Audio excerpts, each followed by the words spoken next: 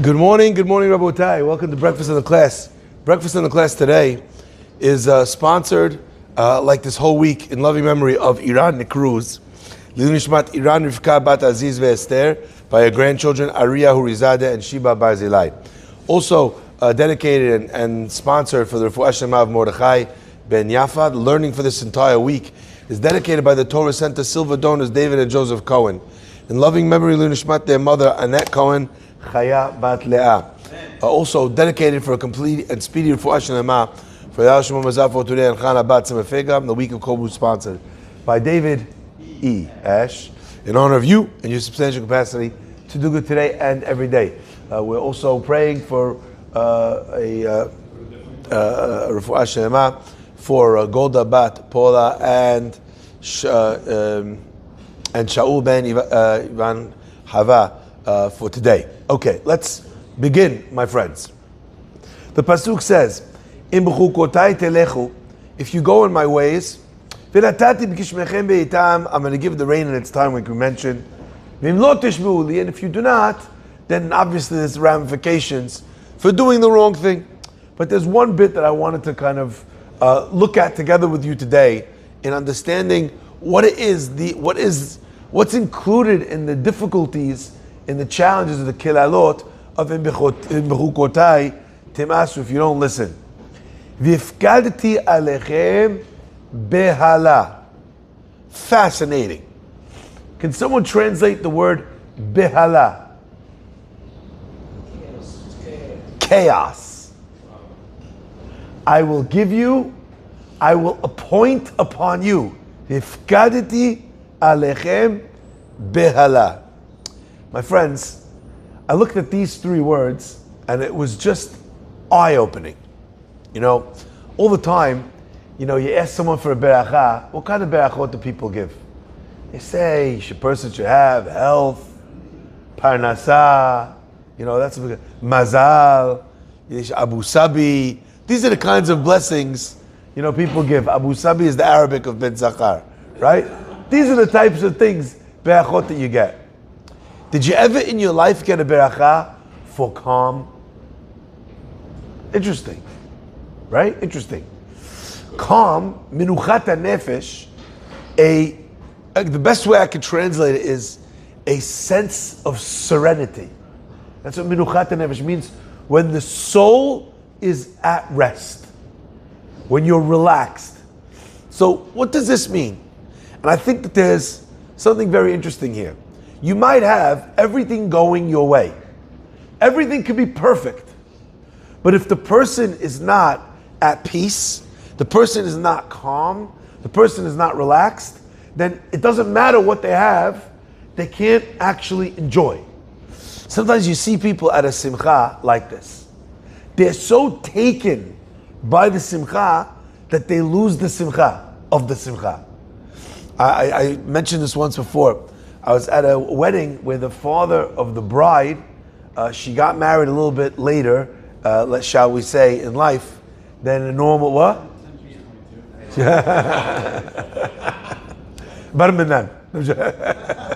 She was a little bit older when she got married.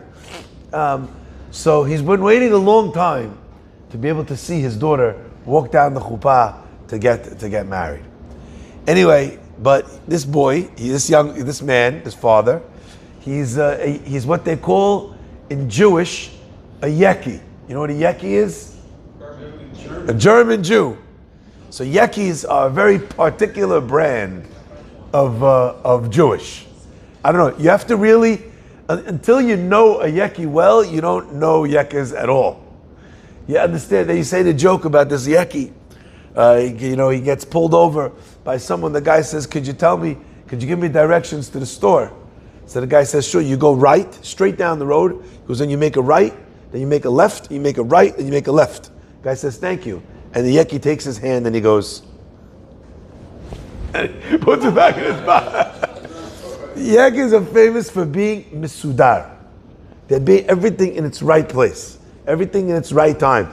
Everything is exact. It's the German precision, if you will. Okay? And that bled into the culture of being a yeke. My grandfather was from that. I don't think he was that style guy because he because he left when he was so young. But that's the idea. That typifies what a yeke means. They're incredibly strict with pronunciation. There's a specific day when they shift from one hat to the other hat, you know. And the famous joke goes, there's a guy in a yeki shul and he says, you know, he's ready, he says, he's ready to pray. And he says, Amonai Tzavot, he goes, now is not the time, now is the time. And you know, exactly, that's the style. So I see this guy with his discipline, you know, the door opens, everyone stands up, time for the kala to walk in. He steps on the first step to walk his daughter down that aisle. And he can't help himself. And he pulls his arm out from holding his daughter's hand and he checks his watch. You know, some people, you got to take away their phone. A yeki, you got to take away his watch. He's looking at the watch. He wants to see, is it exactly on time or not? You know, this guy, for him, the important thing was that everything should go off at exactly the right time. You have other people at a wedding, they're very anxious that the flowers are not exactly the way they need to be. I've seen people. I remember once I was at a wedding and someone said, these flowers are not exactly the flowers we ordered. I think it was like a different shade of something, whatever. And the woman, the mother this time, or the mother of the bride, she's looking at the flowers, they're not exactly the shade. She goes, I can't believe it. The whole wedding's ruined. I said, the whole wedding is ruined? V'hifkadeti alechem behala. I will put on you behala. Chaos. This feeling that things are not where they need to be. You're not calm, you're not relaxed, you're not enjoying. So I want to point out two things. A person, if they're not seeking to live with the menuchat nefesh, then they can have all the berachot in the world. You could be the most blessed man. You could have the most amazing children. You could have the best job, the most fantastic shalom bayit, and you'll never be happy. And the reason is because you have not learned the concept of menuchat hanefesh. And a person who works on this idea of menuchat hanefesh, of being a person who is at peace, that no matter what happens, they don't get ruffled. It doesn't make a difference. It's going to be okay. If this happens, what if this happens? What if that? I don't know what will happen. But I know that whatever happens, we'll take care of it. It's going to be fine. I remember when I was a kid, I used to like playing video games. Okay? So I remember there was one game we played. It took us ages to finish this game. Right? It was called Contra. Anyone old enough to remember? Contra. That was a difficult game to beat. Many hours. I was at the Shasho home. I think it was with the Shashos. We had to beat to beat this game called Contra. Very difficult. All right. You know what the funny thing is? With Contra, you could always see the soldiers running at you. There's other games where you're sitting there and all of a sudden the bad guy just appears. Right? It just flashes into existence. That was always more difficult because you're not prepared. A lot of times, a person in life is capable of dealing with things that they're prepared for. But the minute something comes that they're not ready for, that they don't have a contingency plan, that they didn't think through, they fall apart. And what happens when they fall apart? They get angry. They start yelling at the people that they love. They blame people. They put guilt on everybody. They shame people. Why? Because they have a lack of menuchat hanefesh. So number one, the first lesson I want to mention today is that if you're trying to lead a good life, a powerful life, an important life, a life where you're a good father or you're a good mother, you're a good wife, you're a good husband, understand that one of the things to work on is not only lashon hara and not only getting angry, is what it means to have menuchat hanefesh. A person with menuchat hanefesh, they're unruffleable, if that's a word. It probably isn't. My friends, but what I'm learning over here is something I think maybe even more important. You see, V'hifkadeti alechem behala means that God says, it's not, I'm going to throw things at you that are going to ruffle you. It's that God says, I will give you the feeling of chaos. Isn't that fascinating? So there's many things that God is saying, I'll bless you with this, I'll bless you with that. Or, baraminan, in a situation where we have to learn, Hashem says, there's going to be a curse of this, a curse of that. There's a curse in this world, in this life, called behala. To live in this state of chaos. And we're learning over here that sometimes that's not up to the person. V'hifkadti alechem. So sometimes when a person doesn't feel like they have yishuv hadat, that their knowledge, their wisdom, their thoughts, their consciousness is not at peace, it's not relaxed, it's not sitting down, their mind is all over the place. There's behala. And I wonder, my friends, I wonder if that feeling of being unsettled, I wonder, is that a lack of our discipline? Or is it a punishment that we're experiencing as a people, as perhaps as humanity during this time? You know, if you look throughout history, there were different things that humanity had to deal with. You know, there were times when humanity's biggest problem was food. There wasn't enough food, people were starving. Legit, there were times in history where people were dying of starvation, didn't have a scrap of bread to eat. Okay? There were times like that. You think about the terrible famines that they used to have because of weather. They didn't have access to food from another locale if they didn't have food locally. You know, you talk about in the Great Freeze in Ireland. You know, the only thing that survived was potatoes.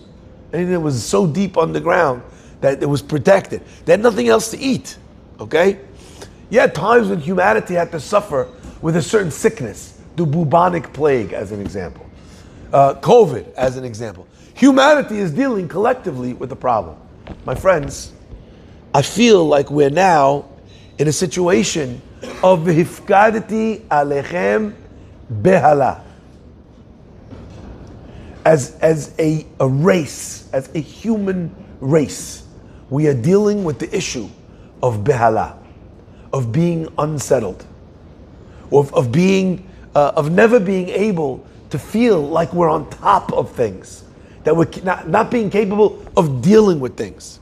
And my friends, a person has to pray for that ability. A person needs to ask HaKadosh Baruch Hu to be able to get to that point. Now, can I ask, just I want to take a quick poll. Lots of people here in this room. Tell me what you think. Have you prayed in your life for bracha, prayed for parnasah? You prayed for refuah shlema? Right? Everybody has prayed for that.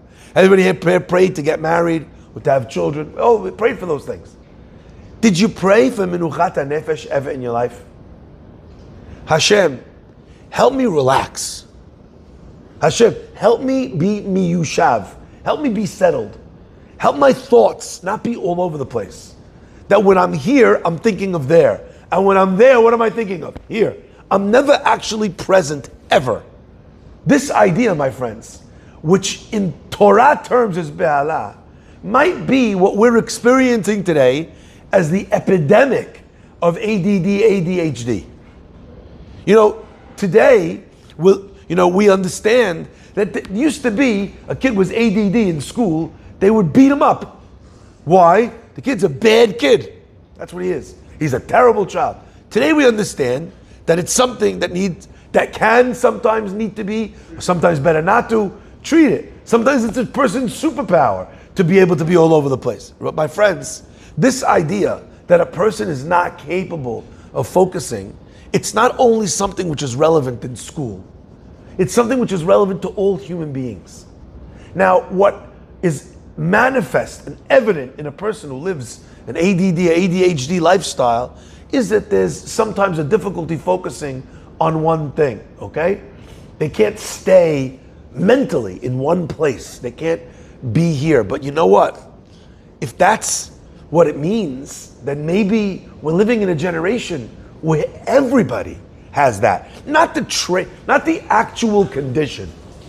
Not the thing that people will take Ritalin for, okay? Not Concerta, not that. But don't we all experience this concept of Behala? That I'm confused. When I'm here, my brain is there. When I'm there, my brain is here. I remember a while ago, I was walking in one of these like Circuit City type stores. And I remember they had this giant screen, okay? And the screen said it has picture in picture. Wow, picture in picture. What's picture in picture? You have a big screen and there's another screen in the screen. Then I saw there was another one next to it, even more, that it had the capability of having two picture in pictures. Two picture in pictures. It's not enough, and this is fascinating to me. It's not enough that you have a screen the size of a house, because that's how you want to watch your game or your movie or your TV, whatever. But if they're having such an amazing screen, which is so clear and so crisp and so amazing that it brings me into the movie or it makes me feel like I'm at the game. Even when I'm at the game on a screen that size, you know what my brain needs? I need to also be watching the news. And then for a little bit more, you can have the luxury of not watching two things at once, but watching three things at once. Is this where we are? Is this where we are? And by the way, what are people doing today with their three screens? With their three screens, they're scrolling on the phone. So the idea that we've been sold is that we're multitasking. That's the idea. But I want to say this. Actually, if you do any research on multitasking, you'll know that multitasking is a lie. Nobody is truly multitasking. The idea came out when computers were first able to shift and do many things at once. That was multitasking. But go find out, go check. The computer's not actually doing two things simultaneously. It's actually switching back and forth between the two tasks, but it's doing it so quick that you can't tell the difference. However, you want to see, you think, oh, I got this very powerful computer. Ask the computer to do one thing, time it. Ask the computer to do the same thing twice at the same time. It takes longer. Multitasking is a lie. It's a lie in a computer, and it's a lie in human experience as well. Now, is it possible for there to be a scenario where the multitasking works? Yeah. When something like doesn't take, like as an example, if I'm waiting on hold with customer service, so I could also send emails, right? That's a good multitask.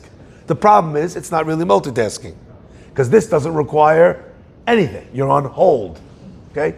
But barring a scenario where you don't need to be present at all for A, being present for A and B means that you're not present for either.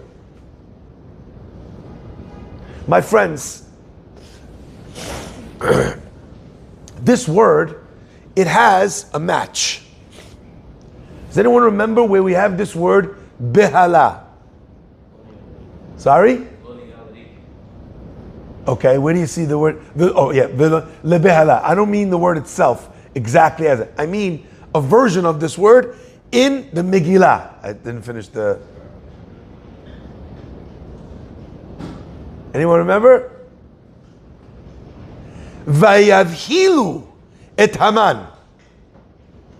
What does it mean, Vayavhilu et Haman? Anyone remember where that pasuk is said? Esther says, I want the guy to come to the thing. Haman's leading Mordechai on the horse. He comes back. His daughter just dumped sewage on his head thinking he was Mordechai. The guy comes back. He's humiliated. He stinks to high heavens. As soon as he gets home, he thinks, I'm going to take a shower. Let me get dressed up. Let me turn this day around. I'm going to go to this party. No. Vayavhilu et Haman. What does it mean? And they rushed Haman. What does this word, and they rushed, mean in that context? What is the chaos of that moment? Can someone explain? Put your finger on the chaos for me. What is the chaos? The chaos is you're going to a party that only 2 people are invited to, only the king of 127 countries, his wife, and who? Me. Exactly what Haman said earlier, right? To his wife. What an honor this is. How great do I feel that I'm going to this party. But the messengers, they didn't let him. You know what they did? They rushed him. And what does it mean that they rushed him to this party? How did they ruin it? What did the chaos do? The chaos meant that he brought the sewage-smelling Haman to the party. He brought his anxiety. He brought his anger. He brought his humiliation. He brought it to a place that should have made him feel happy. He took his sadness to his happy place. You understand the power of that idea? Vayavhilu et Haman. The curse of chaos is that things don't remain in their place. It doesn't mean that you didn't have that bad experience. It just means that you don't have to take that bad experience with you everywhere you go. You know, I love this idea. You ever see the ladies that come to a wedding? They have to have, I had to learn this. There are a lot of things you learn when you first get married. You learn that ladies need all different size bags. One size does not fit all. There's a bag like this, and a bag like this. And to go to a wedding, you need a very small bag.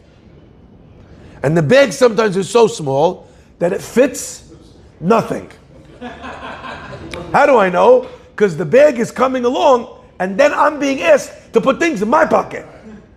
Could you hold this? I thought we bought a bag for the express purpose of taking the things that you need. These are the things that you need. No, it doesn't fit in the bag. So what is the bag? The purpose of the bag is that it matches the outfit. But the bag actually, even though it has a purpose, it doesn't get to fulfill its purpose. Because form is more important than function. Are you with me? Are you guys with me? My friends, there's a reason why that bag is so small. You know why? You go into a wedding, leave your baggage at home. You know why they have small bags? So you don't bring stuff to a happy place. I see sometimes people, there's music. They spend all this money for a dance floor and a band. What are you doing out here? What are you doing? Get in there. Go celebrate. Go rejoice. Go enjoy. What are people doing? And by the way, I love this. I remember I went to one guy. You know, sometimes you're friendly with a guy, you could kind of, you could give him, you could give him. I see the guy, and he's doom scrolling on Instagram. And it's a friend, the wedding is of a good friend of his. So I went up to him and I said, it's a good thing you put on a tux. He said, what do you mean? I said, it's a good thing you put on a tux and came out to the wedding of your best friend. He goes, what do you mean? I said, it's a good thing you put on a tux, came to the wedding of your best friend, and are standing outside in that tux scrolling on Instagram. Because you couldn't have done that in your pajamas in your bed at home. What are you doing? Why are you doing that here? Now, I'm not saying that there's something wrong, asur. That's not a different conversation. Whether you should be, you shouldn't be, this, that. You're looking at what you should look at, you shouldn't look at. There's things that are not appropriate, inappropriate. I'm not even talking about that. There's a time which is appropriate. Never mind if the images are appropriate. There's a time which is appropriate. When a person is here in shul, you're here to pray. You're not here to talk to the guy next to you. You see, people get obsessed with this. You know, Rabbi, the guy's talking in shul, shh, asur. I'm like, yes, it's asur. That's true. He's not allowed to be talking during praying. But that's not even the point. It's not even only whether the halakha. You're here, you have an audience with God. In your audience with God, you're wasting your God time with that. That's the conversation that you want to have now? Hashem's like, come, ask me for stuff. So, what did you see the game? You saw the game last night? I'm not even talking about Shabbat morning, by the way. Has v'shalom.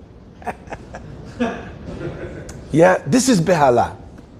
Our lives are behala.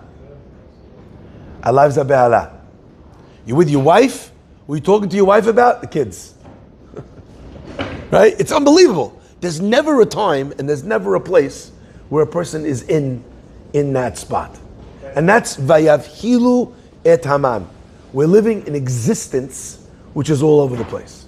So my friends, how does a person change this concept? In Chassidut, there's a topic called hitbodedut. Okay? Probably the biggest people on the hitbodedut train is Breslov. Very big into hisboidedus. That's what they say. That's how they say it. Hitbodedut. What does hitbodedut mean? But it's more than just self-reflection. They go out into the field back then. They have no outside distractions, and they spend alone time. Hitbodedut, the root of the word comes from badad, from alone. They spend alone time with Hashem. That's what it means to be hitboded. That's what the idea is. Talking to Hashem, thinking for themselves. Hitbodedut. My friends, I'm not asking you to be Hasidish. I'm not asking you to do Breslov. I'm not asking you to go to a forest. But I am asking you to spend time with one thing. You know what that one thing is? I don't care. Whatever it is, at any given moment, choose the thing that you're spending time with. But I'm asking you that it should be one thing. One person. One problem. One task. Not at the same time. Each one carving out hitbodedut space. This curse of v'hifkadti alechem be'ala. What do you do when something is a problem? Now, I was talking yesterday with a fellow, and we're trying to develop, Be'ezat Hashem, some curriculum to help people, couples that are married, to stay married. And he does a lot of therapy, and I asked him, I want you to use an inside-out technique. I want you to think about all the problems that are coming to you in marriage, and let's try and short-circuit the problem by addressing it before it comes up. And sharing with people, these are the most common issues that people have in relationships. And if they could work on those things before, then we would be in a better place. Anyway, so we're talking about these things. But my friends, more than anything else, I think the solution to so many of these problems is the concept of behala, the idea of hitbodedut. Alone time with yourself. Alone time with your wife. And that does not mean that you go on a date. I remember someone said to me, Rabbi, when I go to a restaurant, he says, you know which table I asked them for? I asked them for the table where I could see everybody. Because what does he and his wife love to do? People watch. Apparently this is a thing. People watch. They like to sit there, and they don't sit opposite each other. They sit next to each other. And when he first said, I was like, oh, that's so sweet. And then when he explained to me, I was like, that's so twisted. They don't sit opposite each other. He's like, we sit next to each other. I was like, oh, that's so nice. You sit next to each other at the table. He says, yeah. He goes, because we, that way we could look and see the same people. Like together, they're not focusing on their marriage. Together, they're not focusing on each other. Together, they're looking at other people. And they're discussing what he's wearing, what she ordered, how she looks, how that one is, where they think this person's at, where they think that person's at. Now again, no one is asking.